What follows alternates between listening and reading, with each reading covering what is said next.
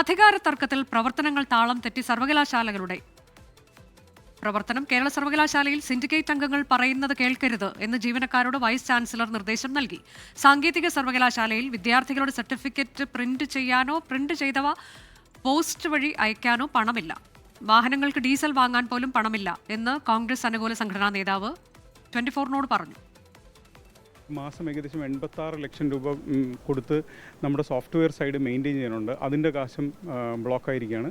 പിന്നെ internet connectivity, Asianet, K phone, BSNL ഈ 3 service പ്രൊവൈഡേഴ്സിൻ്റെ കാശും മുടങ്ങിയിരിക്കുകയാണ്. മൊത്തത്തിൽ യൂണിവേഴ്സിറ്റി ഒരു സ്തംഭനാവസ്ഥയിൽ പോയിക്കൊണ്ടിരിക്കുകയാണ്. അതിനോടൊപ്പമാണ് ജീവനക്കാരുടെ ശമ്പളം ഇപ്പം മുടങ്ങി. ഏകദേശം 100-ലധികം കോൺട്രാക്ട് ജീവനക്കാരും സാങ്കേതിക സർവകലാശാലയിലുണ്ട്. അവരുടെ എല്ലാ പേരുടെയും ശമ്പളം മുടങ്ങി. വിദ്യാർത്ഥികൾക്ക് സർട്ടിഫിക്കറ്റ് കിട്ടാത്തത് വലിയൊരു പ്രശ്നമാണ്. പോസ്റ്റ് ഓഫീസിലേക്കുള്ള കാശ് കൊടുത്തിട്ടില്ല. In case degree certificate print ചെയ്താൽ തന്നെ അത് കൊണ്ടുപോകാനുള്ള കാറിൽ ഡീസൽ അടിക്കാനുള്ള പൈസ പോലും പ്രൊവിഷൻ ഇല്ലാതിരിക്കുകയാണ്. 2 മാസത്തെ പെൻഷൻ മുടങ്ങിയെന്ന് പെൻഷൻകാരും പറയുന്നു. 2 മാസമായിട്ട് പെൻഷൻ കിട്ടുന്നില്ല. എൻ്റെ ഏക വരുമാന മാർഗ്ഗമെന്ന് പറയുന്നത് പെൻഷനാണ്. അപ്പോൾ പൊളിറ്റിക്കലായിട്ടുള്ള എന്തോ ഇഷ്യൂസാണെന്നാണ് ഞാൻ അവിടെ ചോദിച്ചു മനസ്സിലാക്കിയത്. പേപ്പറിൽ വായിച്ച് മനസ്സിലാക്കിയിട്ടുള്ളതും അതാണ്. VCയും പിന്നെ ചാൻസലറുമായിട്ടും ഗവൺമെൻറ്റുമായിട്ടുള്ള ഇഷ്യൂസ് കാരണമാണ്. സാധാരണ എല്ലാ യൂണിവേഴ്സിറ്റികളിലും ബഡ്ജറ്റ് പാസ്സാക്കാറുണ്ട്. ഇവിടെ പെൻഷൻ എന്ന് പറയുന്നത് സാധാരണ അഡ്വാൻസ് ആയിട്ടാണ് സംസ്ഥാനത്തെ എല്ലാ ജീവനക്കാർക്കും കൊടുക്കുന്നത്. പക്ഷേ പൊളിറ്റിക്കലാണെങ്കിൽ അത് പൊളിറ്റിക്കലായിട്ട് നടക്കേണ്ട കാര്യങ്ങളാണ്. പക്ഷേ ജീവനക്കാരുടെയും പെൻഷൻകാരുടെയും വയറ്റ് തടിക്കുന്ന സമ്പ്രദായം ഒരു ഭാഗത്തുനിന്നും ഉണ്ടാവരുതെന്നാണ് എൻ്റെ അഭിപ്രായം. സിൻഡിക്കേറ്റ് യോഗം ചേർന്ന് ബജറ്റ് അംഗീകരിക്കാത്തതാണ് സാങ്കേതിക സർവകലാശാലയിലെ സാമ്പത്തിക പ്രതിസന്ധിക്ക് കാരണം. ഇടതംഗങ്ങൾ സിൻഡിക്കേറ്റ് യോഗവുമായി സഹകരിക്കുന്നില്ല എന്ന് VC K ശിവപ്രസാദ് 24നോട് പറഞ്ഞു. പ്രതിസന്ധി സാമ്പത്തികമായിട്ടുള്ള നമുക്ക് ധാരാളം ധനമുണ്ടെങ്കിലും അത് ചെലവാക്കാൻ പറ്റാത്തൊരവസ്ഥയുണ്ട്. ആ ഒരവസ്ഥ മാറ്റി കിട്ടണം ഉടൻ തന്നെ.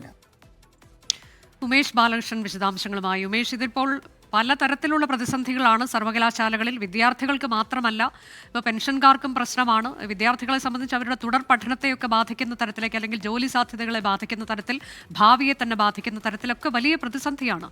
ഇതിനൊരു പരിഹാരം വേണമെന്ന് കഴിഞ്ഞ കുറച്ച് നാളുകളായി നമ്മളൊക്കെ പറയുന്നതാണ്. ഈ പരിഹാരം എന്താണ് എന്നത് ഇപ്പോഴും വ്യക്തമായിട്ടില്ല. പക്ഷേ എത്ര വലിയ പ്രതിസന്ധിയാണ്, അതിൻ്റെ ആഴം എത്ര വലുതാണ് എന്നതാണ് നമുക്ക് മനസ്സിലാക്കാൻ പറ്റിയത്. തീർച്ചയായും അനുജ, നമ്മൾ ഈ കേട്ട പ്രതികരണങ്ങളും എല്ലാം സാങ്കേതിക സർവകലാശാലയുമായി ബന്ധപ്പെട്ടതാണ്. സാങ്കേതിക സർവകലാശാലയിലെ ജീവനക്കാർക്ക് ഏകദേശം 80ഓളം വരുന്ന സ്ഥിരം ജീവനക്കാർക്കും 100-ലധികമുള്ള താൽക്കാലിക ജീവനക്കാർക്കും ശമ്പളം മുടങ്ങിയിരിക്കുന്നു. സർക്കാർ ശമ്പളം വാങ്ങിയിരുന്ന ജീവനക്കാരുടെ ശമ്പളം മുടങ്ങുന്ന നിലയിലേക്ക് സർവകലാശാല പ്രതിസന്ധി പോയി. പെൻഷൻകാരുടെ 2 മാസത്തെ ശമ്പളമാണ് മുടങ്ങിയിരിക്കുന്നത്. അതുകൂടാതെ വിദ്യാർത്ഥികൾക്ക് ലഭിക്കേണ്ട സേവനങ്ങൾ, അതാണ് ഏറ്റവും സുപ്രധാനം. വിദ്യാർത്ഥികൾക്ക് സർട്ടിഫിക്കറ്റ് പ്രിന്റ് ചെയ്യാൻ അത് അച്ചടിക്കാനുള്ള പണമില്ല. അച്ചടിച്ചവ ണെങ്കിൽ അതിന് പോസ്റ്റൽ പണം നൽകണം. ആ പോസ്റ്റ് ഓഫീസിൽ നൽകാൻ പണമില്ല. ഒപ്പം സർവകലാശാലയിലെ വാഹനങ്ങൾക്ക് ഡീസൽ അടിക്കാൻ പോലും പണമില്ലാത്ത സ്ഥിതിയാണ് എന്നാണ് ഈ വെളിപ്പെടുത്തലിൽ പറയുന്നത്. അതുകൂടാതെ സർവകലാശാലയിൽ ഇന്റർനെറ്റ് കണക്ടിവിറ്റി, അത് 3 സർവീസ് പ്രൊവൈഡർമാരാണ് ഇപ്പോൾ ഉള്ളത്. ആ 3 സർവീസ് പ്രൊവൈഡർമാർക്കും ഇപ്പോഴും അതിൻ്റെ തുക നൽകിയിട്ടില്ല. ഒപ്പം സോഫ്റ്റ്വെയറുമായി ബന്ധപ്പെട്ട സേവനത്തിന് എല്ലാ മാസവും 87 ലക്ഷം രൂപ വരെ നൽകേണ്ടതുണ്ട്. അതും നൽകുന്നില്ല. ഈ രീതിയിൽ കടുത്ത പ്രതിസന്ധിയിലൂടെയാണ് KTU കടന്നു പോകുന്നത്. അതേസമയം ഈ KTUവിലെ പ്രതിസന്ധിക്ക് കാരണം പണമില്ലാത്തതല്ല എന്നുള്ളതാണ് മറ്റൊരു വസ്തുത. KTUവിലെ ഭരണ പ്രതിസന്ധിയാണ്. കാരണം ജൂൺ മാസം വരെയുള്ള ബജറ്റ് മാത്രമേ സിൻഡിക്കേറ്റ് ചേർന്ന് അംഗീകരിച്ചിട്ടുള്ളൂ. തുടർന്ന് പണം ചെലവഴിക്കണമെങ്കിൽ, അതായത് ബജറ്റിൽ നിന്ന് 1 രൂപയെങ്കിലും ചെലവഴിക്കണമെങ്കിൽ ബജറ്റിൻ്റെ അംഗീകാരം വേണം. അതിന് സിൻഡിക്കേറ്റ് ചേരണം. കഴിഞ്ഞ 3 തവണ സിൻഡിക്കേറ്റ് ചേരാൻ ശ്രമങ്ങൾ നടത്തി. അതിൽ കോറം തികയാത്ത സാഹചര്യമുണ്ടായി. ഇടതംഗങ്ങൾ ചിലപ്പോൾ പങ്കെടുക്കില്ല, അല്ലെങ്കിൽ സർക്കാർ പ്രതിനിധികൾ പങ്കെടുക്കില്ല. KTUവിൽ തന്നെ 2 MLA മാർ സിൻഡിക്കേറ്റ് അംഗങ്ങളാണ്. ആ 2 MLA മാർ പങ്കെടുക്കാത്ത സാഹചര്യം ഉണ്ടായി. ഇത്തരത്തിൽ കോറം തികയാത്തത് കൊണ്ട് തന്നെ വിദ്യാർത്ഥികളെ പ്രതിസന്ധിയിലാവുന്നു. ഒപ്പം ജീവനക്കാർ ഇപ്പോൾ പ്രതിസന്ധി അനുഭവിച്ചു തുടങ്ങിയിരിക്കുന്നു. അക്ഷരാർത്ഥത്തിൽ KTU ഒരു ഭരണസമ്പന്നത്തിലേക്ക് പോവുകയാണ്. ഇതോടൊപ്പം തന്നെയാണ് കേരള സർവകലാശാലയുടെ പ്രശ്നങ്ങൾ കൂടി എടുക്കുമ്പോൾ കേരള സർവകലാശാലയിൽ കഴിഞ്ഞ ദിവസം Mini Kappan, registrar in charge, ഉത്തരവിറക്കിയിരിക്കുന്നത് ഈ സിൻഡിക്കേറ്റ് അംഗങ്ങളുടെ നിർദ്ദേശങ്ങൾ ജീവനക്കാർ കേൾക്കരുത് എന്നുള്ളതാണ്. സിൻഡിക്കേറ്റ് ചേരുമ്പോൾ മാത്രമേ സിൻഡിക്കേറ്റ് അംഗങ്ങൾക്ക് വാലിഡിറ്റി ഉള്ളൂ.